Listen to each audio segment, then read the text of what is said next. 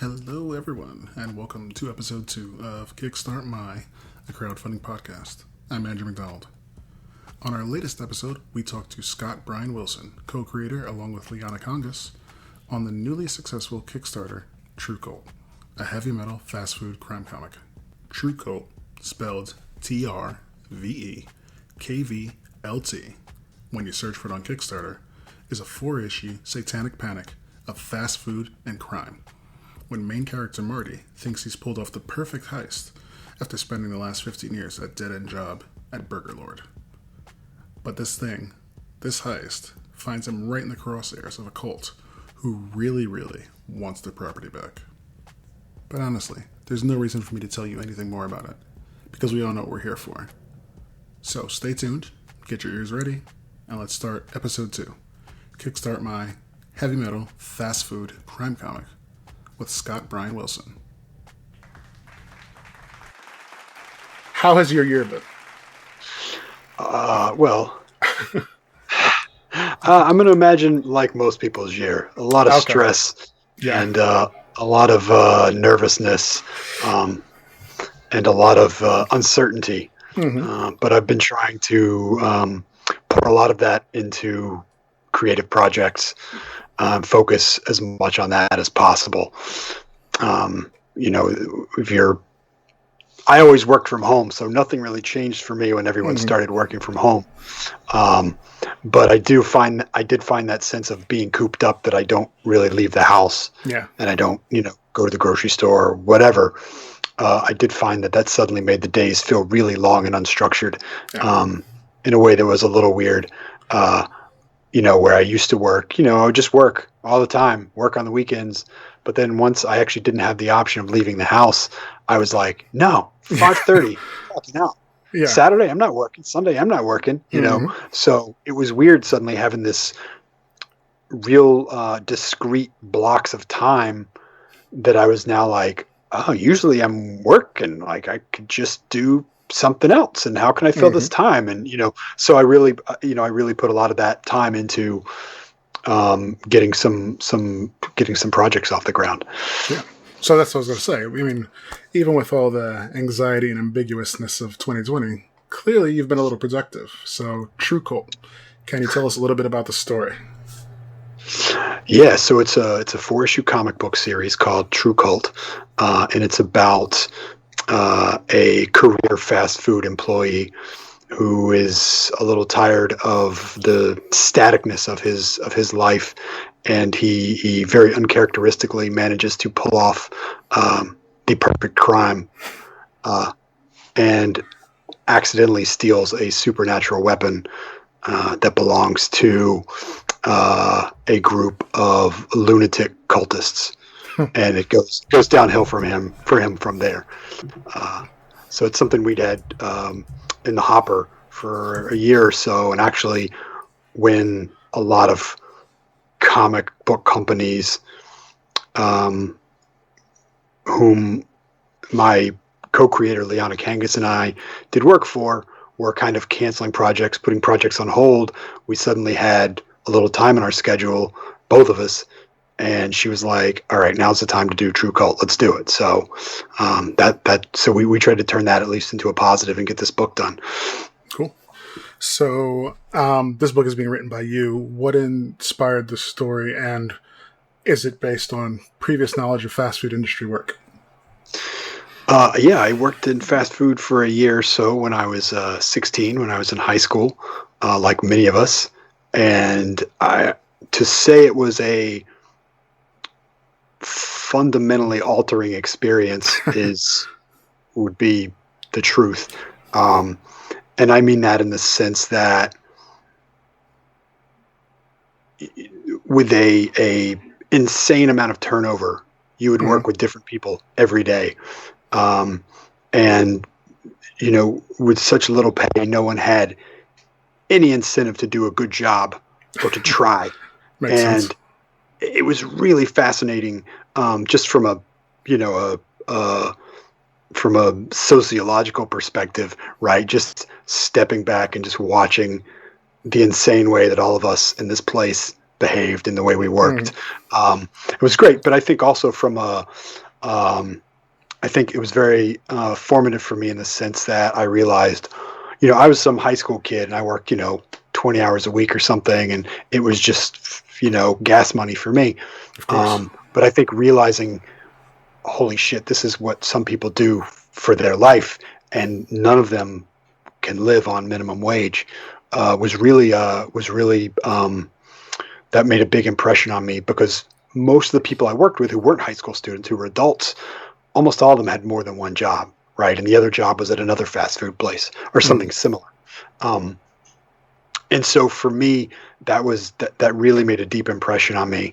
And I have a tremendous amount of respect for the amount of work it takes to get by, doing minimum wage work, and work that's thankless, right? That work that most people assume is just, for kids or whatever.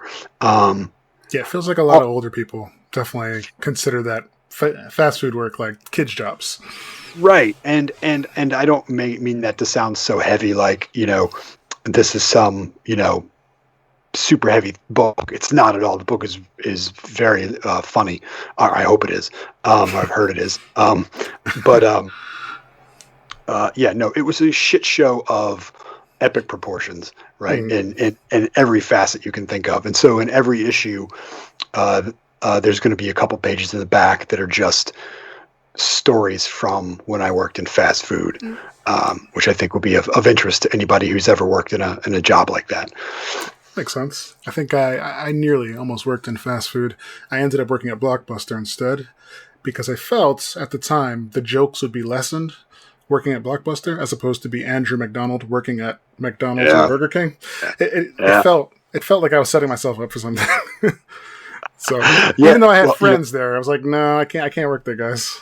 Blockbuster sounds like its own kind of horror show. It was a horror show. It is. Yeah, I have a friend who worked in like a mom and pop video store in high school, and she told me about how Tuesdays was new porn day. Like Wednesdays is new comic day for comics fans, right? Tuesdays was new porn day, and she said the parking lot would be full as soon as she got to work that morning because everyone was waiting, and then the UPS truck would pull up with a box of tapes or DVDs, and as she's trying to put the barcode on them and scan them and check them in and get them ready for rental, they're all leaning over the counter wanting to know, oh man, what's that one? Tell me about that one. That's terrible.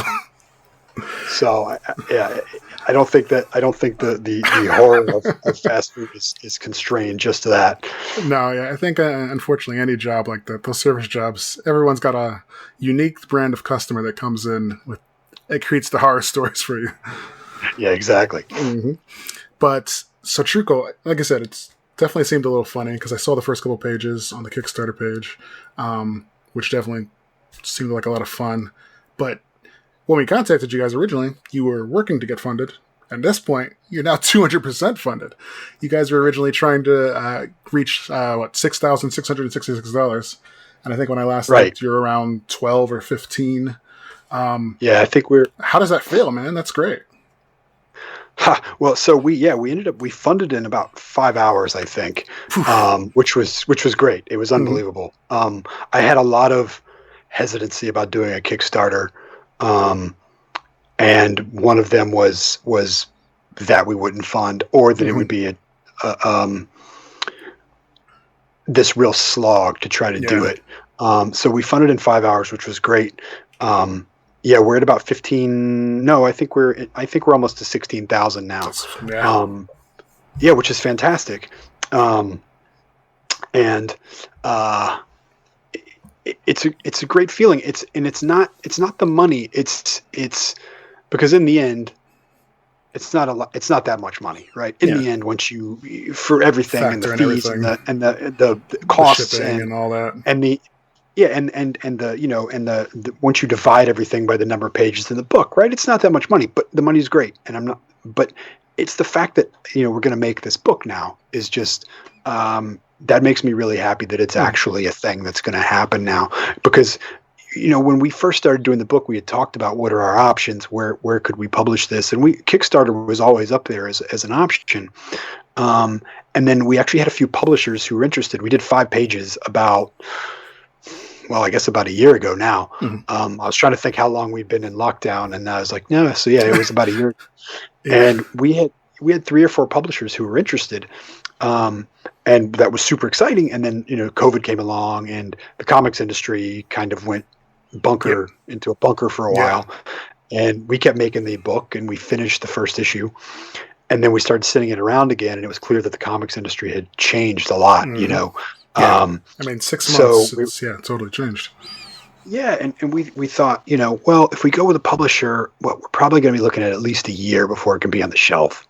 And, I said, we had always talked about Kickstarter. Convince me. Let's do, convince me, and Liana, and we have someone working with us who's marketing the book for us, Jaslyn Stone. They teamed up and convinced me to do it. And I think it was the right call for sure. I mean, honestly, they're looking at Kickstarter and, Indiegogo is another one. I mean, it feels like it's a bit of a new renaissance for indie books as a whole. I mean, for sure. For a long time, it was maybe Dark Horse or Image Comics or somebody like that Sure. you go to for these books. But now, some guys come out here and, you do your first Kickstarter and you blow it away by 2-3 times in the first couple of hours. There are guys out here putting out books making $1 million for books that are, almost extreme on the other end of the spectrum. Right. So, I mean, it's definitely interesting. It's just kind of a formula, I guess, that you have to hit everything just right when it comes to launching, and then, you just keep writing it. Yeah, for sure. And I think, with ours, it was tough because it was always going to be 4 issues. Mm-hmm. I think I'm a big fan of comic books, the serial format. You get a chapter every month to read, right? Yep. Which I know is totally the opposite of the way people consume media now, but I think there's really something charming about that. And something that even from, when I was 6 years old reading my first comics, like, that's something that I've always held on to.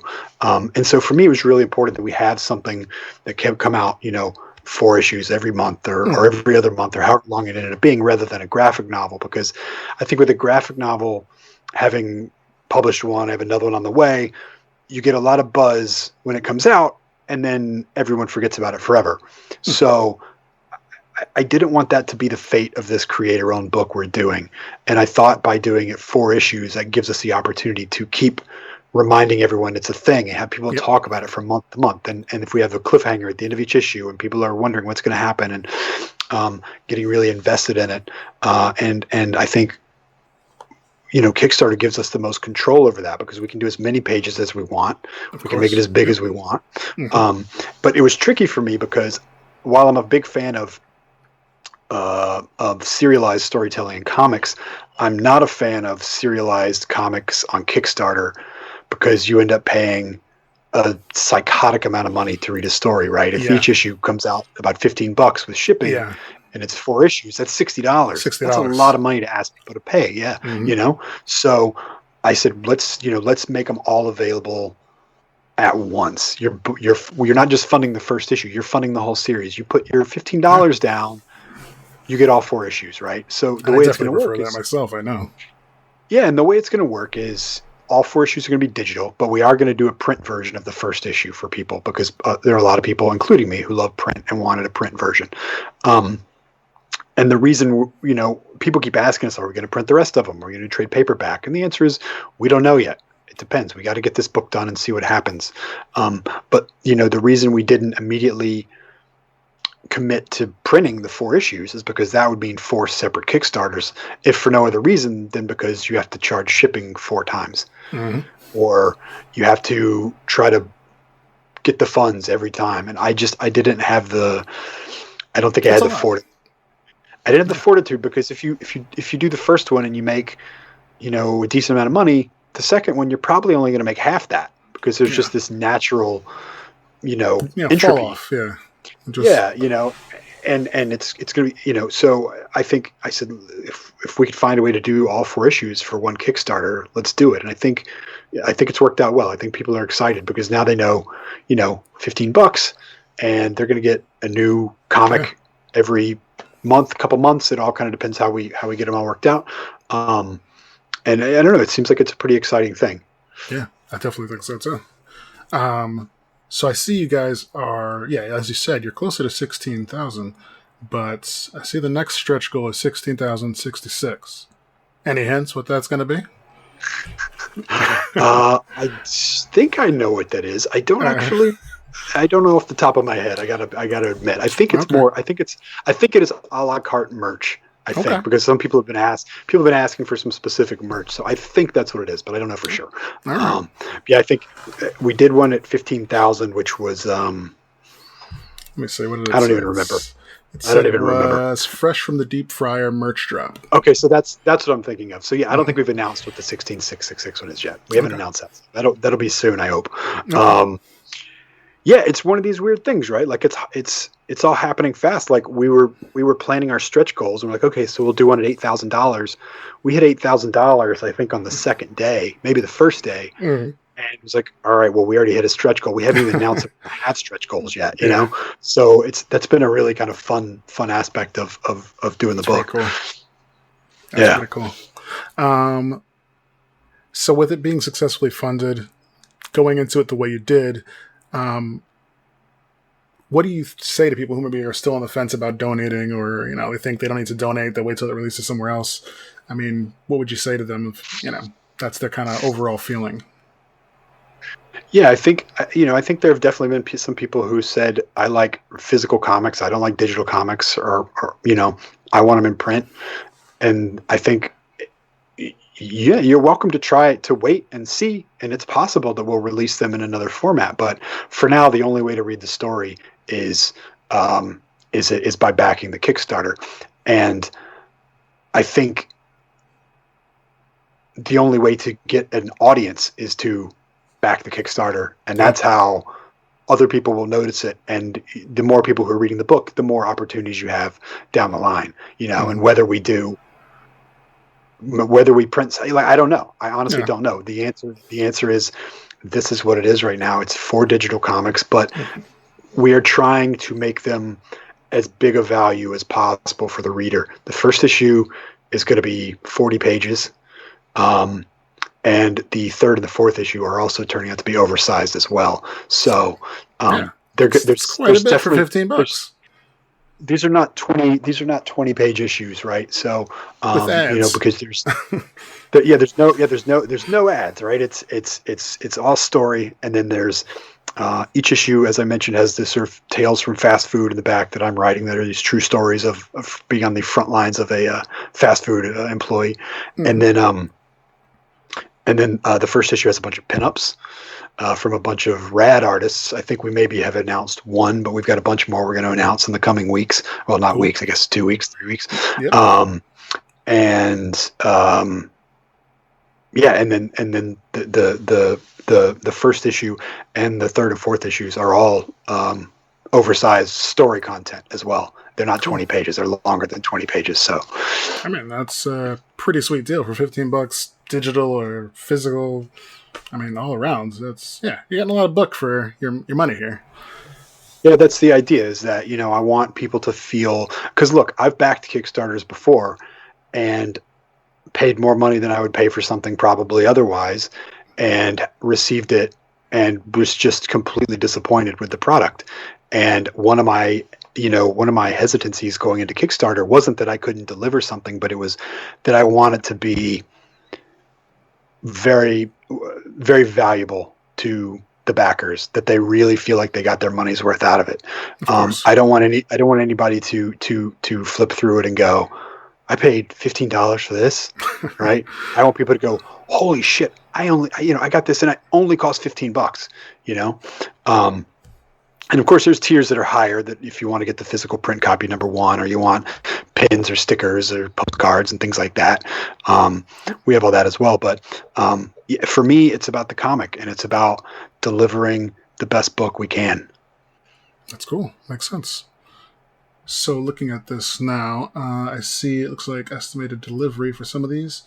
You guys are aiming for December? Yeah, I think we want to make sure and get the first issue, the digital first issue, out to everyone by December. Mm-hmm. And the only real holdup there is getting the pinups. Yeah. Just the extra little value we're adding in the end.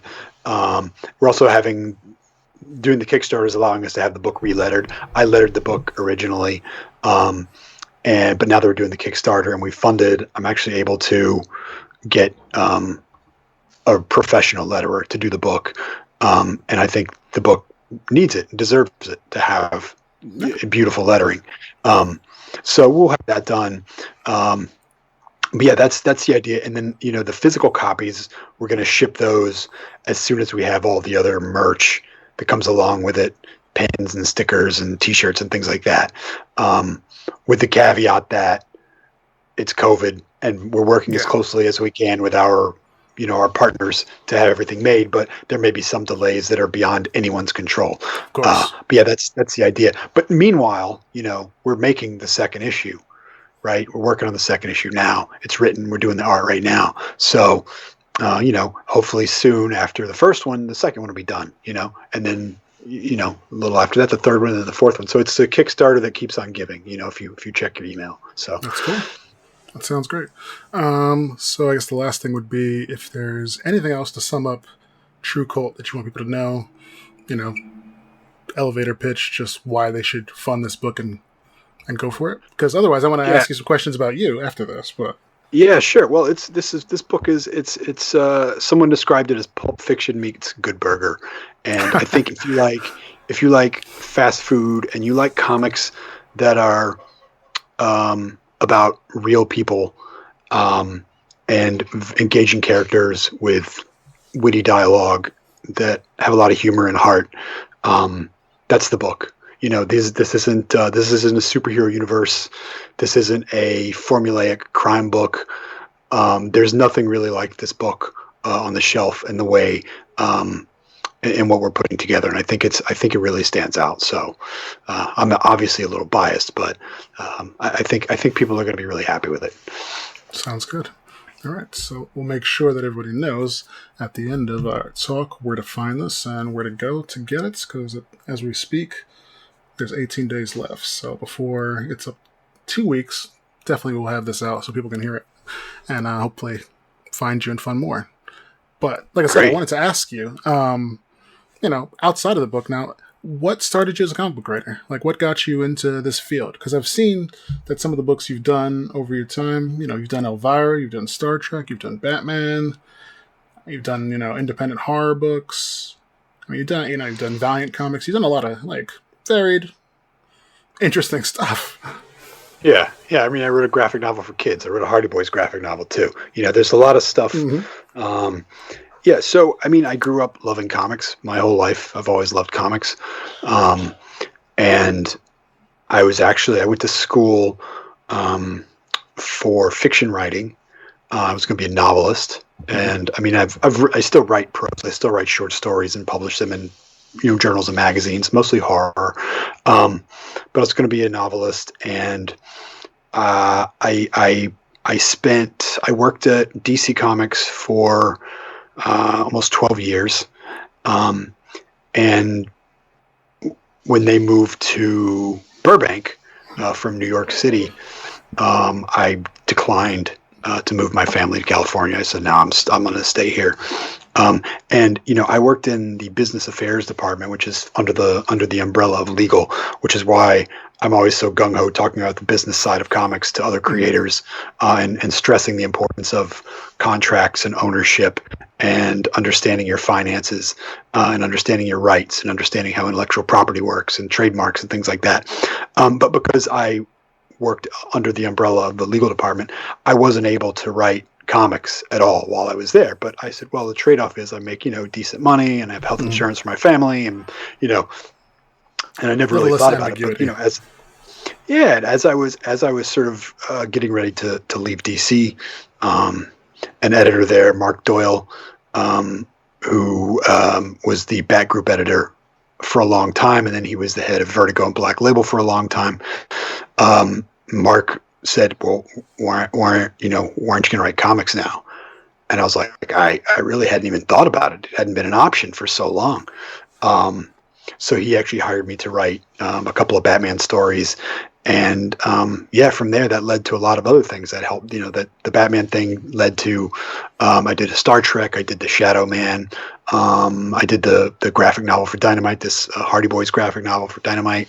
Some stuff that isn't out yet that I can't talk about. Mm-hmm. It all kind of links together. And then I realized, because I had such an odd path to it, because I think most people who break into comics, their first job isn't writing a story in the Batman annual, right? And that was mine. That was your first story? Wow. That's my first story, was the Batman annual. It's my first published, there was a second script I wrote, but the other one I wrote was a Batman one too. This one just happened to come out first. And it was this weird thing where I was like, oh, well, I'm on easy street now, right? I've got a Batman under my belt. I got a Star Trek. Like, this is great. And I realized at that point, when nobody was really returning any calls, like, shit, man, I got real fucking lucky. But this isn't really the way things work, And I think I sort of, from that point, I had always had a huge interest in doing creator-owned work. I started making short horror comics with buddies of mine, guys who wanted to draw something. I would write a script for them, and then we would find somewhere to publish it or find something to do with it. I recently, right before COVID, I actually published an anthology of all those shorts in one book, and then now they're just sitting in my closet because COVID. I was supposed to table at a bunch of shows that all got canceled because of COVID. Of course. Yeah. But I think a lot of people, when they break into comics, that's how they start, is you do these little black and white comics with your friends and who you can talk into doing a story with you, and then you table at shows and you hustle. And I'm kind of doing it in reverse, right? I started off on Batman. And then now, then I sort of went the ash cans. I was sort of hustling and doing the ash cans and stuff. But at the same time, still picking up some, pro work from Dynamite. And the like, and still doing some stuff for DC from time to time. But I realized that, like, doing the creator-owned work is much more satisfying creatively to me.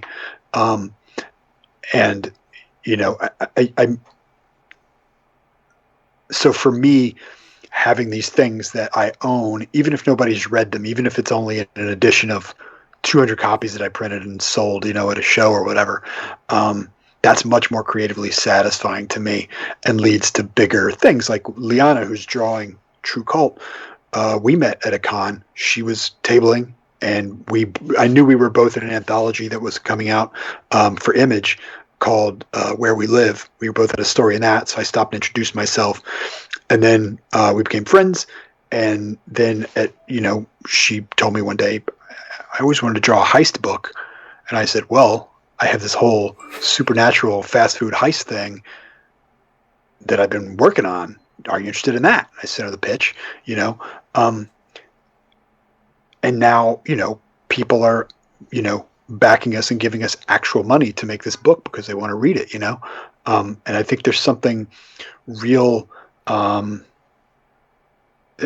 humbling and amazing about that, that, I've been hustling, making all these little books for free with my friends, stories and little anthologies and little chapbooks and things like that. But, when I sat down earlier this week and I was writing the script for True Cult number 4, I was like, I'm not doing this for free. There's money right now that's been pledged to Kickstarter. I'm going to get a piece of that. Like, and it's all yours. Not doing this. Yeah, and we own the whole thing. We own it out. We own it outright.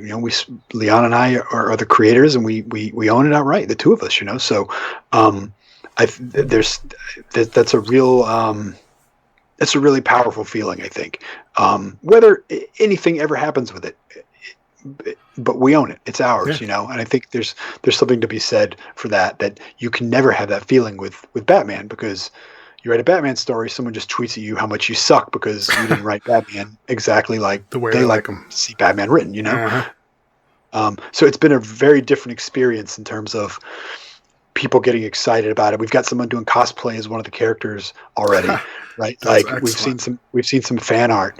It's people who are getting excited about it, and that's so rewarding versus, fuck you, your Batman sucks, right? God. Like, oh yeah. So I think I mean, look, I'm sure once it comes out, there's going to be people who don't like it and who talk shit or whatever. But there always will be. But I think so far it's been an incredible experience for us.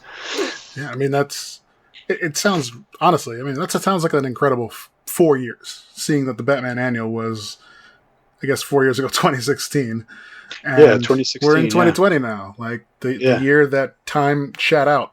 But exactly. you have this book coming out, these 4 issues that you're going to be able to look at and say, I did this, they're mine, we created this, and it actually exists in a complete form for people to read and enjoy. And even if they don't enjoy it, 400 some odd people donated to it, so you better like it, I guess. I don't know, or at least at least come back and tell us what you didn't like, so we can do it better next time. Right. Yeah, I mean that's fantastic, actually. I mean, outside of the Batman and the anthologies, the horror stuff, I mean, is there anything that's not yours, like that's in your brain that you want to do for yourself, that you've wanted to touch on, that you've wanted to grab a piece of? Like, I feel like with the horror background, Elvira must have been at least a sweet one, because Elvira is just super cool, and the schlocky horror that feels like a lot of fun. Like, I was very excited when I saw the books coming back out, because that lady, even today, is still just a lot of fun to see her on Instagram and other things, doing her thing. And it's funny. We did a signing when that Elvira book came out. We did a signing at my local shop. There was a few of us. We had wrangled together to sign the book, and there were like Elvira fans showing up to get it signed, and like she has like dedicated fans. She has dedicated fans. It was a lot of fun. Yeah, honestly, I sometimes think about it, and I watch her movies around Halloween usually, and it's just like, this lady doesn't get enough play. Like, she needs to get more work. She's still out there being awesome, and we're not acknowledging this. We need to give her like a Mystery Science Theater kind of show or something. I don't know. Yeah, for sure. Mm-hmm. But outside of that, even, is there any mainstream character you always wanted to crack at? Something you figured, like, I can do this better? I can do it better? I don't know, because everybody I like, there's pretty good runs, but Conan. Conan would be good. The Hulk. Hulk would be good. Daredevil. Okay. Daredevil too. Superman. Batman, I'd like to do a proper Batman run. All right. Aliens, I would like to do. Aliens would be good. Yeah.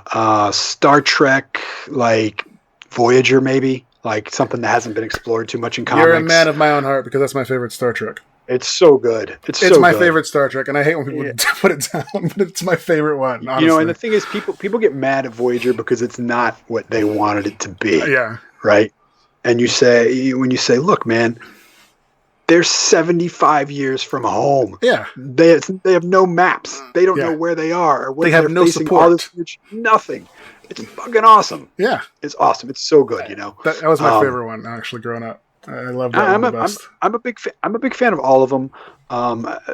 But Deep Space Nine and Next Generation are they're probably like 1A and 1B for me. Yeah. Voyager is fantastic. I mean, Voyager I love.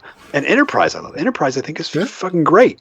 Enterprise is great. It's the last 2 seasons, but especially the last season of Enterprise, can go toe to toe with the season of anything that's been on TV. It's fantastic. So, any kind of some Star Trek. I don't know. There's a lot of those kind of properties that I'd like to do. I mean, Lone Wolf and Cub. That's a good one. I mean, there's so many things that I would like to do. So your background is very varied and deep. Then you're all over the spectrum when it comes to the comic book worlds, just by what you're throwing out here. Yeah. I mean, look, I mean, I don't know. You can see behind me like it's the whole wall. It's all comics. But I love manga. Mm-hmm. I love European comics. I love crime and horror and sci-fi comics. And I like a lot of superhero comics very much. Yeah. Right. And I think comics are one of the greatest mediums of expression, and maybe the greatest artistic medium there is. I don't know. It's up there. And for me, I think that's fair. I think there's so many things you could put in a comic format and tell the story in a different way, and it becomes a lot more interesting. Yeah. You know, or you can see it in a different way. You know, and I don't know. I mean, I love, because as many comics as you can see behind me, I have, you know, real books, quote unquote. I'm doing air quotes if you can't see me. Real books on the other side of my office, right? Just bookcases of bookcases of books. I mean, I love to read, but comics will always hold a special place in my heart. And I want to make them, and I want to read them, and I want to talk about them, and then I want to make some more of them and read some more of them and talk about them some more. You know, I just think it's such an exciting medium, and the possibilities with it are really endless. Yeah. I mean, it sounds like the perfect existence to me. If I could spend my time reading and reading comic books all day, just for work, same. That'd be perfect for me. I'd love it. Yeah, if I didn't have to have a day job, it'd be great. Yeah. This is not my day job yet, so we'll see. Same here. I got you. Well, Scott, I really appreciate you talking to us. Congrats again to you and Liana on the Kickstarter. I'm glad to see you guys have hit your goal. I'm going to have to probably add my $15 into this as well, because, like I said, I read the preview. I definitely want to see where the rest of it goes. Well, listen, thank you for your support, and thank you for having us on the show. It means a lot. Appreciate it. Yeah, it's always nice. It's always nice to talk comics and meet people. Cool. All right, so guys, if you want to find out more about the Kickstarter, this is the end of the interview, but I'm going to tell you right after this. And that's the show. Thanks again for Scott Bryan Wilson for talking to us. And the True Code Kickstarter is still up, and it has 2 weeks to go. So if this seems up your alley, check it out. Just go to Kickstarter.com and search TRVE KVLT, True Cult, to find this Kickstarter. This has been Kickstart My, a crowdfunding podcast. So subscribe to us and stay tuned for future episodes. If you have a Kickstarter yourself and you want to talk to us to promote it, reach out to us on social media. You can find us pretty much anywhere at rapturepress.com or rapturepress on Twitter, on Instagram, or at info@rapturepress.com. I'm Andrew McDonald, and I'll talk to you guys later. Every night got a team, I've been tied to the scene, out on stage, here on screen, okay, it's a dream, and I pray as a team, one day it'd be me, if I want it then I get it, head down, don't regret it, push myself to the limit, if I play it then I win it, I'm just saying, I'm just living for today, for a minute, I don't stay, I just visit, have no shame, I admit it, to see if I succeed, to see if I believe they're looking up to me. They want the best of me now, best of me now, best of me now, best of me. They want the best.